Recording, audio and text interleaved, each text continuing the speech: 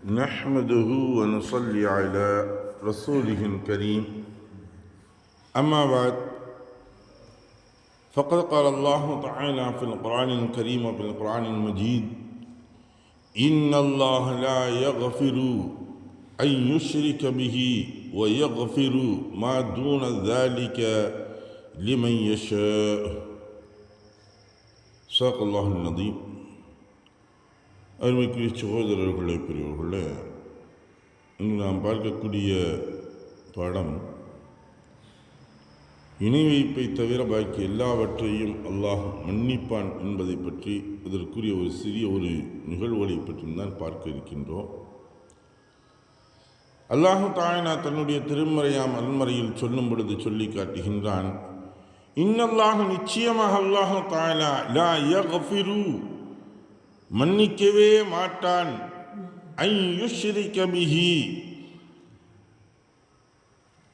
அவனை கொண்டு இணை வைப்பதை, அவனுக்கு இணையாக கற்பிப்பதை அல்லாஹு தஆலா ஒருபோதும் மன்னிக்கவே மாட்டான். வயக்ஃபிரு, அல்லாஹ் மன்னிப்பான், மா ஒன்றை, எந்த ஒன்றை, தூன தாலிக லிமன் யஷா, தூன தாலிக, அது அல்லாத பாக்கி எல்லா விஷயங்களையும் அல்லாஹு தஆலா மன்னிக்கக்கூடியவனாக இருக்கின்றான். பாக்கி எந்த தப்புக்களாக இருந்தாலும் அல்லாஹு தஆலா மன்னிக்கக்கூடியவனாக இருக்கின்றான். லிமன் யஷா, தான் நாடியவர்களுக்கு அல்லாஹ் மன்னிக்கக்கூடியவனாக இருக்கின்றான், மன்னித்து விடுவான் என்பதாக சொல்லப்படுகின்றான். இந்த அத்தியாயம் ஆயத்து வசனம் 4வது அத்தியாயம் 48வது வசனத்தில் இடம்பெற்றிருக்கின்றது.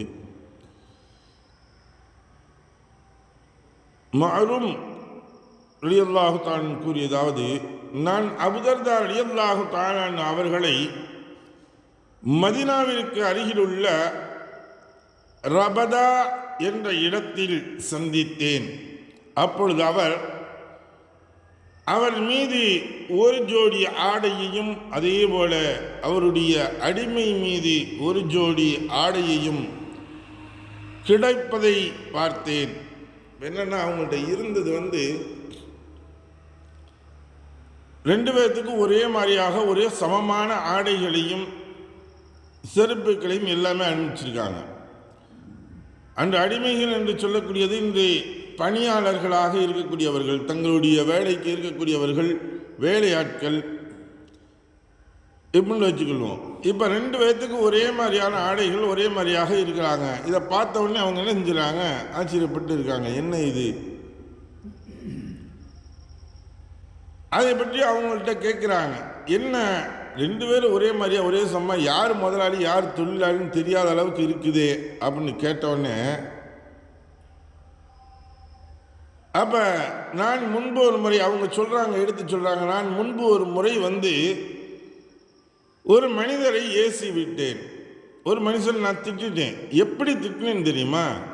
அவரை மாத்திரம் நான் திட்டல, அவருடைய தாயையும் குறை கூறி நான் திட்டி விட்டேன்.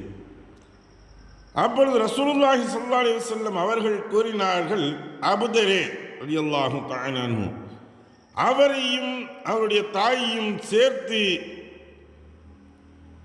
நீ குறை கூறிவிட்டீர். நீர் அறியாமை காலத்து பழக்க வழக்க குடிகொண்டிருக்கும் மனிதராவரே என்று ரசூலுல்லாஹ் சொன்னாங்க. அறியாம காலத்தில் இருக்கக்கூடிய மனிதரை போல நீயும் இது போல பேசிட்டியப்பா அப்படின்னு சொல்லிட்டு, இது போல தான் நீ இருக்கிற அப்படின்னு. உங்கள் அடிமைகள் உங்களின் சகோதரர்களாவர்.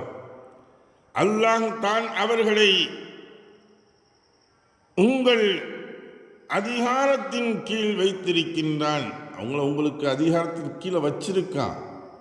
அதனால நீ அவர்களுக்கு மொத்தத்துக்கு ரப்பாக ஆகலை.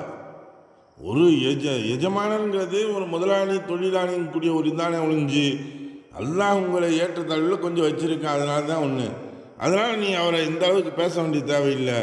எனவே ஒருவருடைய சகோதரர் அவரது அதிகாரத்தின் கீழ் இருப்போரையெல்லாம் அவர் தாம் உண்பதிலிருந்து அவருக்கும் புசிக்க கொடுக்க வேண்டும். அவர் உடுத்துவதிலிருந்து அவருக்கும் கொடுக்கணும் அப்படின்னு ரசூலுல்லாஹி சொல்கிறாங்க. நீ எப்படி சாப்பிட்றியோ, நீ எப்படி செய்யறியோ ஒருத்தரையோ அது போல் கொடுக்கணும். அவர்களின் சக்திக்கு மீறிய பணிகளை அவர்கள் மீது கொடுக்கக்கூடாது, சிரமங்களை ஏற்படுத்தக்கூடாது.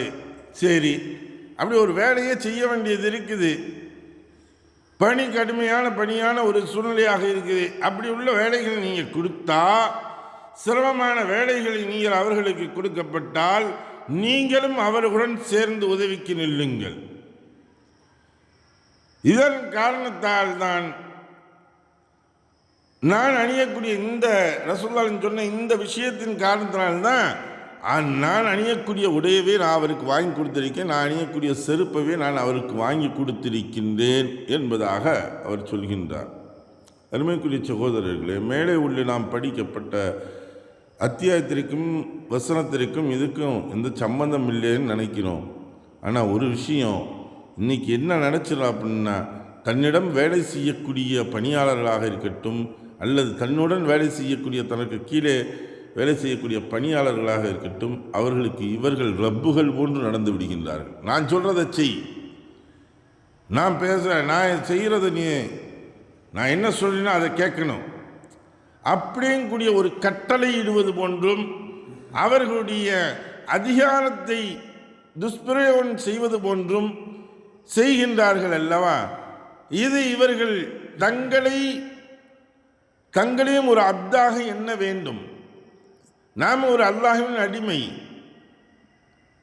நமக்கு கீழே இருக்காங்க, நம்ம என்னமோ பணியாளர்களை நாம் அது போன்று நடத்தக்கூடியது இருப்பது அது தவறான செயல்.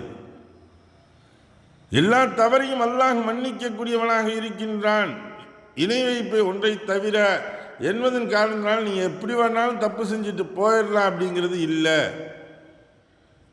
இங்கே அப்தர் ரலியல்லாஹு தஆலா அவங்க செஞ்சது தன்னுடைய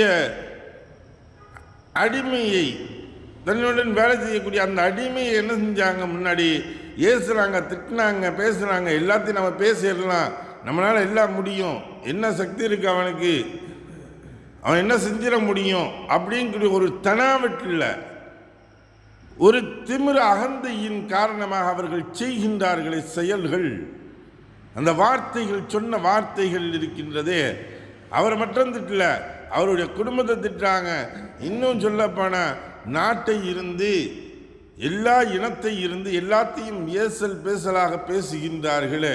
பேசியதனுடைய ஒரு காரணம் ரசூலுல்லாஹி கேட்டாங்க, நீ ஒன்றும் முட்டாப்பயலாத்தான் இருக்கியா, அறியாமை காலத்தில் இருக்குன்னா என்ன அர்த்தம், முட்டாளாக ஒன்றும் அறியாமல் தெரியாமல் இருந்துகிட்டு இருக்கியா அப்படிங்கிற வார்த்தைகளை ரசூலுல்லாஹி அந்த இடத்துல கடிந்து சொல்கின்றார்கள்.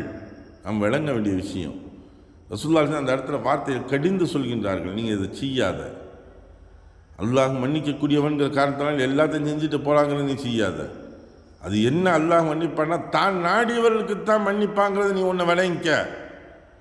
நீ இந்த அளவுக்கு செஞ்சுருந்தா அல்லாஹுடைய நாட்டமே இல்லாமல் போயிடும். அப்போ இல்லாமல் போச்சுன்னா நீ மன்னிப்பே உனக்கு இல்லாமல் ஆகிவிடும். அப்போ அல்லாஹை நீ அஞ்சிக்கொள், அல்லாஹை நீ பயந்துகொள் என்பதைத்தான் அல்லாஹ் இந்த ஹதீஸ்கள் நம்மளுக்கு சுட்டி காட்டுகின்றது.